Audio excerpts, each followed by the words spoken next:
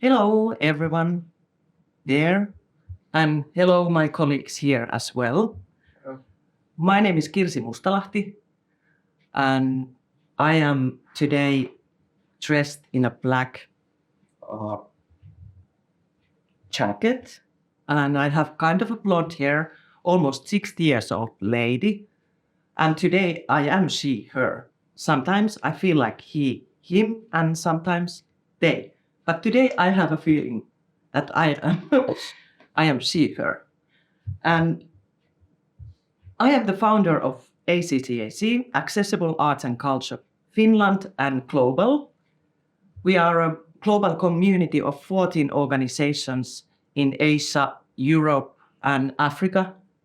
And we are developing inclusion and accessibility in our societies by using culture and art as a tool for the change. And actually, I wanted still to point out about our moment here, talking about radical inclusion, that we are also taking into account a safe space, environment, and principles. And each one of us is equal to say their opinion in a safe environment, and we will respect each other's opinions. Okay? Yes. Darren, would you like to introduce yourself first? Thank you, Kirsi. Hi, everyone. My name is Daidonapolis. I am an almost 40 years old person, although I don't look like. I am wearing a khaki pants and stripe sweater, I will say, and I have a medium length dreadlock hairstyle. And yes, I am working I am working at ACCAC Finland as the administration director, but I'm also the director of Access Tampere, a next generation cultural festival, and is a festival where we work very close with the youth. And the main theme of our festival for this year is radical inclusion, which also is an answer to our concerns when it comes to making safe space and environment for everyone to participate and to enjoy culture, no matter background or any conditions that you may have. So I think I'm gonna pass now to Jarmo. Okay, thank you. It's nice to see you all here today. So my name is Jarmo Schön, and I'm a Finnish male, 41 years old. I guess I'm not feeling also 41 years old, but wearing today overalls, a black overall, and I have brown hair and a beard and a mustache. And my profession and my passion is art and art educating. And I have been working with ACCAC and among other companies for 20 years. And I think inclusion and accessibility in arts, in culture, in life is one of the key goals what I would like to change in the world. So it's nice to discuss with you about radical inclusion and what could be the ways that we can go even more far away with this idea of inclusion. Yeah, it's nice to be here, and my name is Niklas Sillanpää, and I love to perform, and I love to present ACCAC because the radical inclusion is one of the most fascinating things when it comes to life.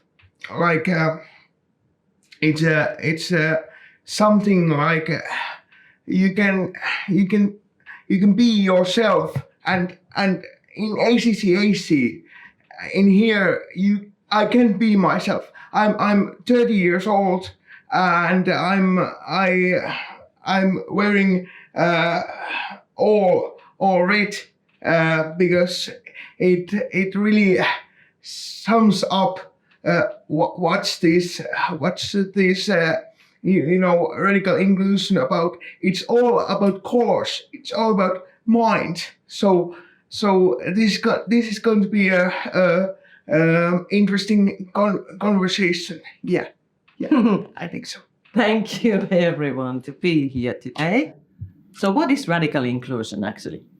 I have been working on accessibility in culture and art field and festival field, also, coaching different kind of organizations, taking it into account, and to open doors for various people, new audiences. And actually, since 2007 that I have been working on it, I have realized that lack of knowledge is one of the things that makes the barriers.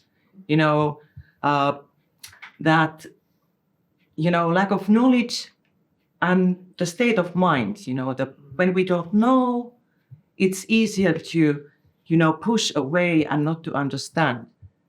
But we have realized that using culture and art methods, we can change the attitudes, and at the same time, we can develop new kind of mindset to understand and to develop the ideas. Yes, I agree, because through art, through this kind of cultural, whatever is the content of the cultural activities, when we keep in mind about that we are open towards each other, open towards change, because art is change, and then we can, through the art, we can sense the other and learn about the other totally in a new way, which is not possible maybe in a normal life where you are going your safe paths with your own life. So this art makes you stop, maybe think, and also sense the other and yourself and the place around us all. But many times, I think also when we are talking about accessibility, it's about the built environment, which is important, so that everyone has access to different activities or art performances or whatever. But do you have ideas about, deeper ideas about accessibility? Because you are using a wheelchair. Do you think it's a problem in your own life, in your artistic life? Or do you feel that inclusion should be taken more into account, for example, as an artist? I think that radical inclusion should be take into account more deeper, because I think that every person should have equal value, and when we were in Athens, in Greece, I found out that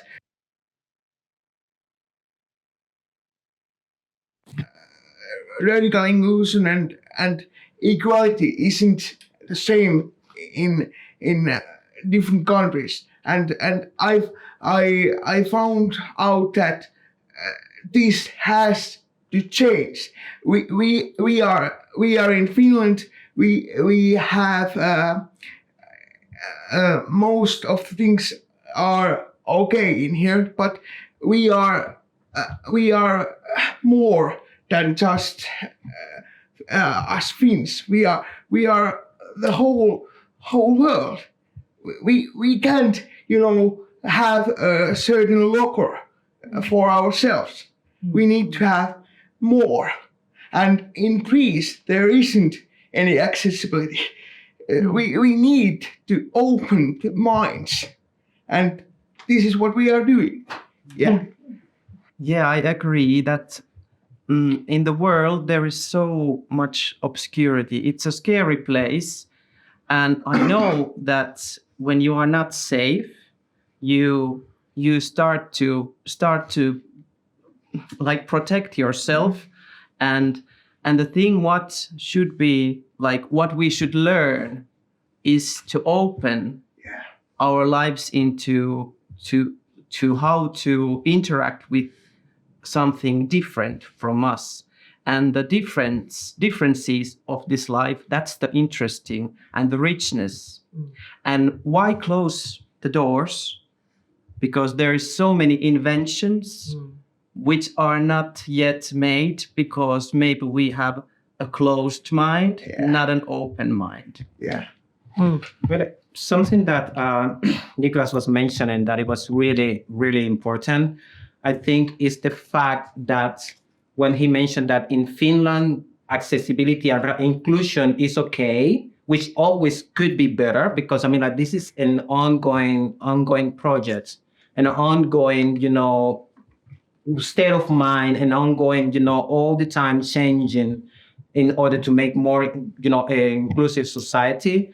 But I mean, like, when you see about how this also should be taken into consideration in the rest of the world, it really talks to me. I'm Cuban. I am a Finnish immigrant here, and I have been traveling a lot. I has been a dancer, and it's always difficult every time that I move to a new country, and then that I don't have access to things, or I don't feel myself that, okay, how long it's gonna take for me to feel like I can do something here, or I can work here, or that I feel accepted by the society in the terms of like equal chances for getting a job, equal chances for attending even different places without feeling that that you are different. So radical inclusion in that sense is out, taking all those like barriers and those conceptions of people about how things should be, how society should behave, and accepting everyone as they are, and making equal, resources, equal share of information, equal for everyone, that all of us could use, and have the potential and like make it visible, the potential what we all people have. Yeah. Yes. And I think that radical inclusion is a never-ending story. You just have to keep going, and the main factor is like have spread the statement of mind. You have to give a right kind of statement so you are accepted in a group. If there is someone that doesn't spread the right kind of statement of mind, it's not. There's no chance for you to get in that group, because there's someone that's against you. We need to create a new environment for that. And it's interesting because, as Niklas mentioned, radical inclusion is I see it as a holistic movement, where it's not only the environment, it's not only the building, it's not only the peoples, but it's all combined. It's like access to resources, access to physical, elements, mind also to as well. Because if we have all the possibilities in the society, I mean, like materials and resources available for everyone, but then when somebody comes and needs help or need to get access, and then there is a person who just doesn't have, that state of mind, then no matter how many, things we have, it's gonna be useless, because we don't feel welcome. Because at the end of the road, I mean, like, it's all about the interaction and contact between humans. Yeah. And yes. And for us in ACCAC, for the Access Tampere Festival, we have been developing the concept and really trying to take the radical inclusion into account. We have developed the concept so that, because we see that everyone needs to be included to the whole process from the beginning, not that someone else is thinking that this could be good for someone, or this could be good for someone. So we have included, various people. Like, for example, you, Darren, you come from different cultural background. We have our inclusive youth team in our organization, and like you said, the open mind and the interaction between the human being is the most important thing. To understand, the different needs, and also to understand maybe the different kind of working cultures that we have. Yeah. Okay. All right. Dear colleagues, it has been so wonderful to talk, and we could continue this like for hours, because that's something which is so important for each one of us. But to make a conclusion, to make this together, is it so that radical inclusion considers that it's not an empowerment, or it's not the personal character which makes the disability, but it's the infrastructure, the hidden structures in organizations inside, and what else? Between communication between people. Yes. Something else? Yeah, it was also like those hidden things in ourselves, like conception of how we think the society, or how things that the world needs to work, or all these kind of like structures that we create ourselves. That's not only like the organization, but us ourselves, how we want to see the world instead of actually seeing the world for what it is. Yes. So we need open mind and accessible mind, and we need tools to create our society to be radical inclusive. Yes. And we need to let go from the past knowledge to learn more. Yes. There has to be an acceptance so that we can move forward, because the more we deny about the things that are hindering this inclusiveness in the society, the more the barriers, the more Though it's scary. No, it's scary. Yeah, and I think that it's difficult. We are trying to close this discussion. It's difficult to change attitudes, but it's not impossible. But the change comes from human minds. The mind has to change, not only the attitudes, because the minds holds the attitudes. Yeah, I think that's the conclusion. Thank you, Niklas. Thank you, everyone. And I think this And has been hope you got something from this about radical inclusion from our point of view. Yes. Kiitos. Thank you. Kiitos. Thank you.